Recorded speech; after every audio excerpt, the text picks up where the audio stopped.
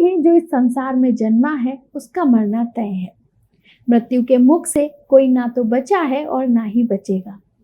ये संसार का नियम है कि जो आया है उसकी मृत्यु कभी ना कभी किसी ना किसी बहाने से जरूर आएगी। लेकिन दोस्तों, कभी आपने ये सोचा है कि आखिर मृत्यु का जन्म कब हुआ? ऐसा क्या हुआ कि जीवन के बाद मृत्यु भी एक सच्चाई बन गई? आज हम जानेंगे मृत्यु के जन्म के बारे में।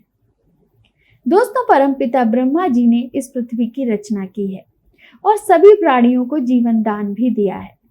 लेकिन दोस्तों, इस वीडियो में हम जीवन की नहीं बल्कि मृत्यु की बात कर रहे हैं। दोस्तों, इस दुनिया की रचना हुए तो अरबों साल बीत चुके हैं और तब से ही मृत्यु का ये प्रावधान चला आ रहा है। दरअसल जब ब्रह्मा जी ने इस संसार को बनाया था तब कोई भी मरता नहीं था। ब्रह्मा जी ने आज से अरबों साल पहले इस सृष्टि की रचना की थी। ब्रह्मा जी ने सृष्टि की रचना के कई करोड़ों साल बाद ये देखा कि पृथ्वी पर जीवन का बोझ बढ़ता चला जा रहा है और अगर इसे नहीं रोका गया तो पृथ्वी समुद्र तल में डूब जाएगी।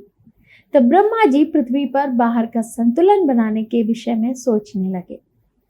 बहुत अधिक सोचने के बाद ब्रह्मा जी को जब कोई उपाय नहीं सूझा तो उन्हें बेहद क्रोध आ गया, जिसके कारण एक अग्नि प्रकट हुई और ब्रह्मा जी ने उस अग्नि को समस्त संसार को जलाने का आदेश दे दिया।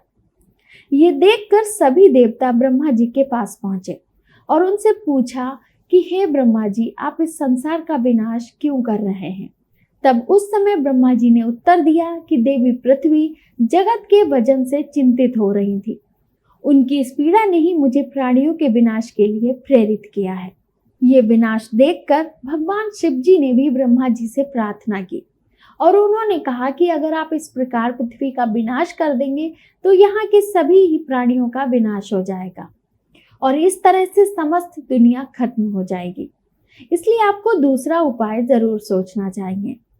देवताओं के बार बार आग्रह करने पर ब्रह्मा जी का क्रोध शांत हुआ और फिर उसके ही बाद ब्रह्मा जी के इंद्रियों से एक स्त्री का जन्म हुआ और क्योंकि उनकी इस क्रोध अग्नि से इस स्त्री का जन्म हुआ था, इसलिए इनका नाम मृत्यु रखा गया और उसको ये काम दिया गया कि संसार में जन्मे हर व्यक्ति के प्राण तुम्हारे कारण ही निकलेंगे।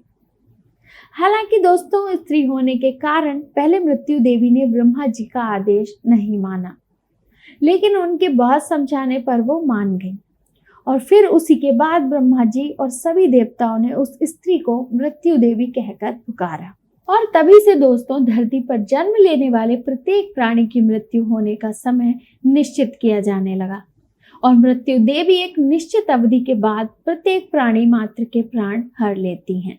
तो दोस्तों, अब तो आपको पता ही लग गया होगा कि मृत्यु का जन्म कैसे हुआ। आज की वीडियो में बस इतना ही।